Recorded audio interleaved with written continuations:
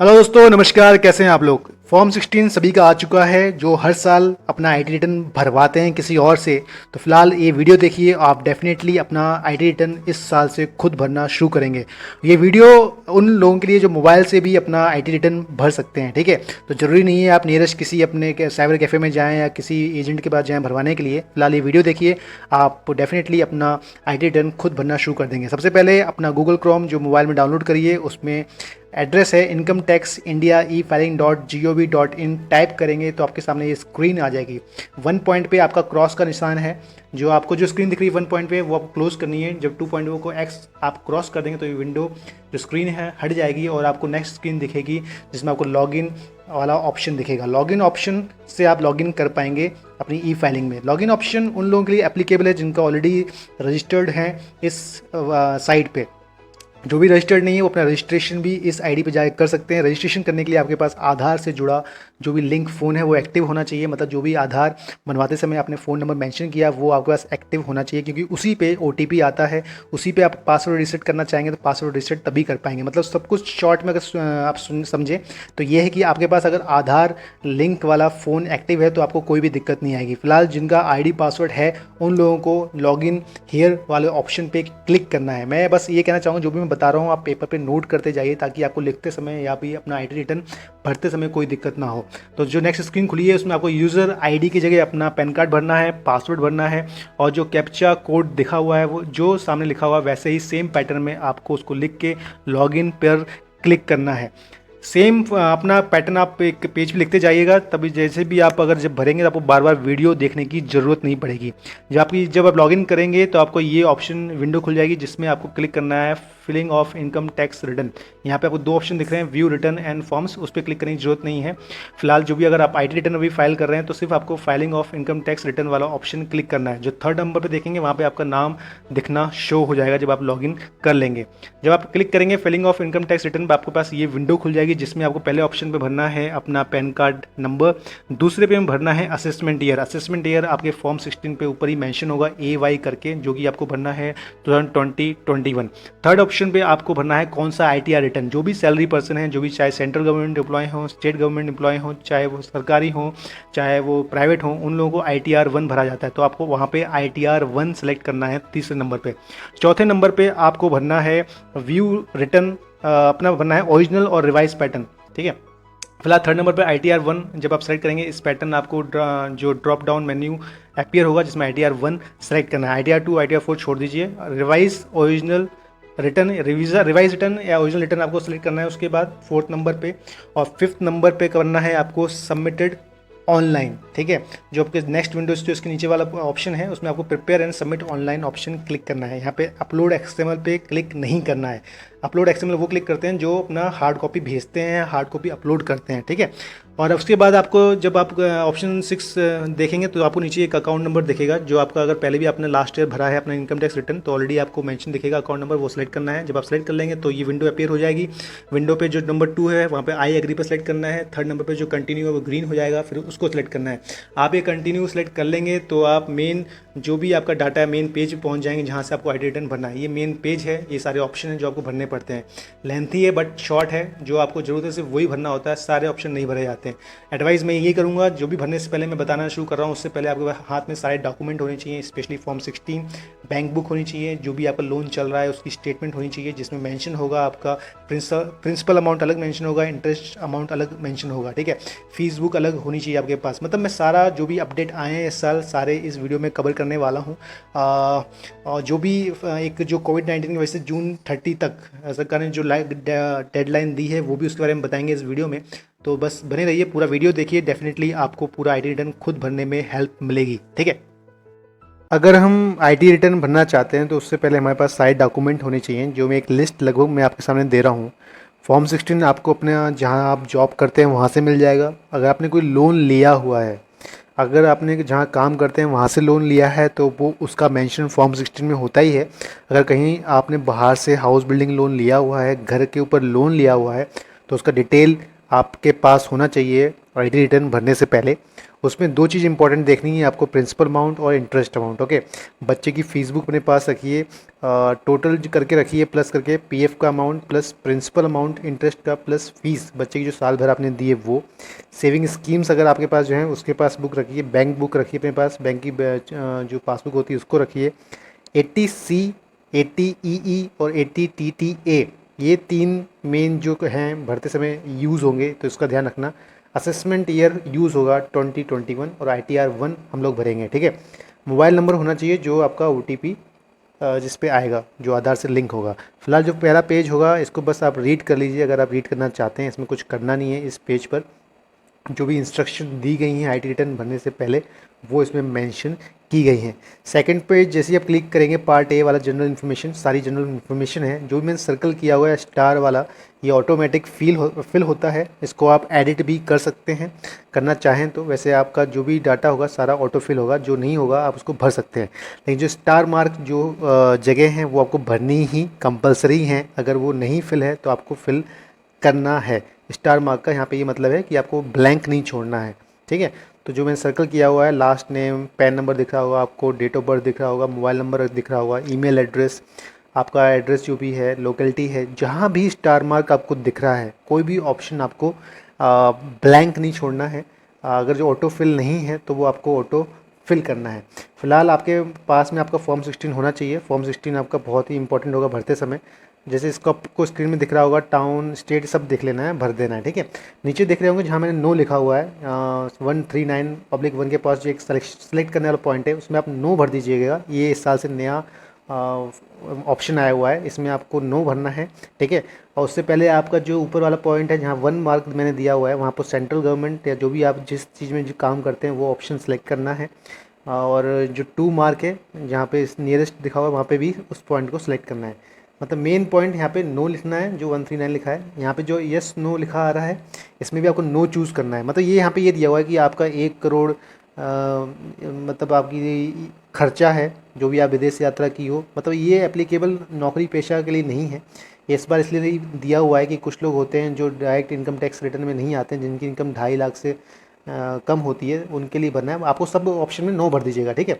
इस पेज में आपको आ जाती जरूरत पड़ेगी है फॉर्म 16 की। ग्रॉस सैलरी लिखा हुआ है उसमें ये जो हाईलाइट नहीं है, सेकंड में जहाँ 17/1 लिखा हुआ है इसमें आपको अपनी फॉर्म 16 में देखेंगे तो सैलरी जो लिखी हुई है वो सबसे ऊपर लिखना है, ठीक है। जो भी आपकी सैलरी लिखी होगी, salary receive from other employer, जो है ये आपका आएगा सैलरी एज पर सेक्शन 17(1) में, इसको भर दीजिएगा, ठीक है। अब उसका जो नेक्स्ट है आपका अलाउंस एग्जम्पशन वाला अमाउंट जो दिया होगा आपके फॉर्म 16 में, उसके आगे लिखा होगा कि किस किस श्रेणी में आपको एग्जम्प्ट किया हुआ है, तो वो अमाउंट आपको लिखना है इस ऑप्शन में जहाँ पे लिखा हुआ है नेचर ऑफ एक्सेप्ट अलाउंसेस। तो वो टिक भी करना है सिलेक्ट मेन्यू से कि कौन सी कैटेगरी में आपको एग्जम्पशन किया गया है और अमाउंट फिल कर देना है, ठीक है। जो नीचे नेट सैलरी करके ऑप्शन आ रहा है ये ऑटो फिल होता है मैक्सिमम, सारा आपका खुद ही भरा हुआ मिलेगा आपको। कुछ अमाउंट देखेगा जैसे स्टैंडर्ड डिडक्शन आपको लिखा आएगा अंडर सेक्शन 16/IA, आप फॉर्म 16 की हेल्प ले सकते हैं इसको देखने के लिए। 50,000 अराउंड लिखा रहता है कहीं कहीं, ये ऑटो फिल होता है, नहीं होगा तो आप इसको भर दीजिएगा। अब बात करते हैं HBL लोन, जो अगर आपने हाउस बिल्डिंग लोन लिया हुआ है उसका इंटरेस्ट अमाउंट जो आप पे करते हैं एक साल में, आपकी जो स्टेटमेंट आई होगी इसमें प्रिंसिपल प्लस इंटरेस्ट अमाउंट लिखा होगा। तो इंटरेस्ट जो आपने पे किया है वो आपको इस सेक्शन की 5th नंबर पे लिखना है। जो भी आपने हाउस बिल्डिंग लोन में इंटरेस्ट पे किया है इस ईयर, लास्ट ईयर जो आपने पे किया है वो अमाउंट लिखना है। जो B3 का नेचर ऑफ इनकम है, इसमें आपको बैंक में जो भी आपको इंटरेस्ट मिला है आपके सेविंग अकाउंट पे, ठीक है, वो आपको मेंशन करना है। इंटरेस्ट जो आपके सेविंग अकाउंट पे लगा है ये आपकी मर्ज़ी है, इसको लास्ट में भरना। लास्ट में भरने का रीज़न मैं बता रहा हूँ कि हमें छूट 2 लाख तक सैलरी की मिलती है। टोटल जो हमारा 6A है डिडक्शन का, तो इसको आप वैसे भरना चाहें भरे, वरना नहीं, ज़्यादा फ़र्क पड़ता नहीं है। मतलब मेन उसमें भरना है जो आपको इंटरेस्ट मिला है सेविंग बैंक अकाउंट पे।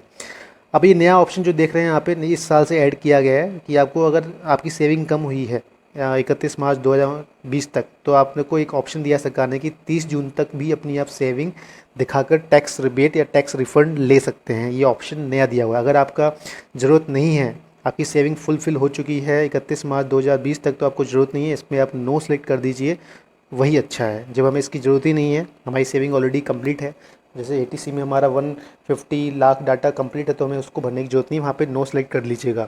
एटीसी बहुत इंपॉर्टेंट है जिसमें हमें 1.5 लाख तक की छूट मिलती है। अब 1.5 लाख तक की छूट मिलती है लेकिन हमारी इसमें सेविंग होती है, पीएफ आता है, इंटरेस्ट जो हम लोन चल रहा होता है हमारा हाउस बिल्डिंग लोन, उसका प्रिंसिपल अमाउंट आता है। मतलब एटीसी में आपको भरना है, टोटल करना है पीएफ का plus principal amount of loan जो आप दे रहे हैं, प्लस बच्चे की फ़ीस आप ऐड कर दीजिए जो आपने साल भर में दी है स्कूल में। तो ये तीनों अमाउंट प्लस करके आप इसमें भर सकते हैं एटीसी में, ठीक है। लेकिन इसको मैक्सिमम जो आपको छूट मिलती है 1.5 लाख तक ही मिलती है। जो वो 1.5 लाख है वो आगे ऑटो फिल हो जाएगा। बाकी eighty triple C, eighty C C D और eighty C C D oblique 1B ये ज़्यादातर हमारे काम के नहीं होते हैं। अगर जो आपने अगर लिया हुआ है कोई पेंशन फंड तो मेंशन कर सकते हैं, अदरवाइज़ को ब्लैंक छोड़ दीजिए, टोटली जैसे हैं वैसे छोड़ दीजिए। एटीसी में आपका डाटा ऑटो फिल हो जाएगा 1.5 लाख तक का, ठीक है। Eighty C C 1B, eighty C C D contribution और पेंशन की अगर आपको इस कैटेगरी के अंदर आते हैं तो भरिए, वरना अदरवाइज़ इसको जैसे हैं वैसे ही इसको ब्लैंक छोड़ दीजिए।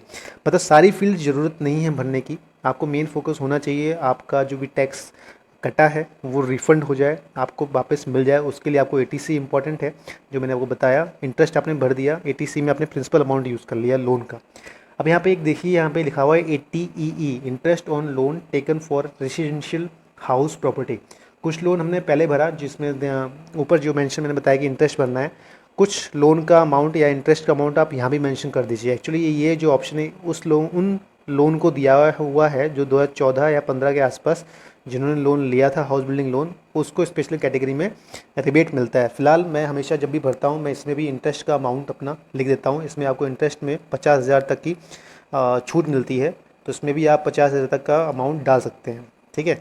तो ऊपर आपने जो इंटरेस्ट भरा था उसका कुछ पार्ट इंटरेस्ट इसमें भी भर दीजिए, ठीक है। तो एटी ये एक्स्ट्रा ऑप्शन है आपके हाउस बिल्डिंग लोन का, आप इंटरेस्ट इसमें भर सकते हैं। बाकी आपके जितने सारे ऑप्शन इस स्लाइड में दिख रहे हैं, एटीईबी, एटीजी रेंट पेड, रेंट अगर पेड करते हैं किसी को तो मेंशन करिएगा, अदरवाइज सब ब्लैंक छोड़ दीजिए, ज़रूरत नहीं पड़ती है, ठीक है। हाउस बिल्डिंग लोन मैंने बताया बहुत काम का है, 2 जगह उसके इंटरेस्ट भरा जा रहा है, एक जगह प्रिंसिपल अमाउंट हमने एटीसी में भरा है।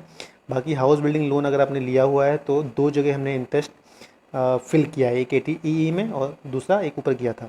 अब यहाँ पे इंपॉर्टेंट है एटीटीटीए, जो हमने ऊपर एक बैंक का अमाउंट भरा था, जहाँ पे हम बोला कि सेविंग अकाउंट में जो भी आपका इंटरेस्ट भरा है बनता है, वो जो अगर आपने ऊपर मेंशन किया है तो वही आपका इंटरेस्ट जो आपने ऊपर फिल किया है वो आपको एटीटीटीए में भी भरना है, ठीक है। अगर आप सीनियर सिटीज़न होते हैं, सीनियर सिटीज़न के कैटेगरी में आते हैं तो आपको एटीटीटीबी में भरना होगा। ये खुद ही हाईलाइट हो जाता है, जिस कैटेगरी में आप आएंगे वो खुद ही हाईलाइट हो जाएगा। जैसे यहाँ पे हाईलाइट किया हुआ है एटीटीटीए, ठीक है, other than resident senior citizen. जो भी आपको इंटरेस्ट मिला है बैंक के सेविंग अकाउंट में वो इसमें फिर से मेंशन करना होगा आपको। अगर आपकी कोई अदर इनकम है एग्रीकल्चर फील्ड में वो आप मेंशन कर सकते हैं, अदरवाइज़ इसको ब्लैंक छोड़ दीजिए। ये डाटा जो है पार्ट डी का, ये भी ऑटो फिल रहेगा, इसमें भी आप लोगों को कुछ करना नहीं होता, ये भी आप ब्लैंक छोड़िए। ब्लैंक क्या छोड़ना है, आपको सारा डाटा इसमें ऑटो फिल दिखेगा, आपको इसमें कुछ करने की ज़रूरत नहीं पड़ती है। मेन मतलब आपका जो पेज चल रहा है काफ़ी इंपॉर्टेंट पेज है, इसमें सारा आपका डाटा आपकी फॉर्म 16 से लिया गया है, और जो भी ब्लैंक होगा आपको खुद दिख जाएगा, वरना सारा डाटा ऑटो फिल रहता है।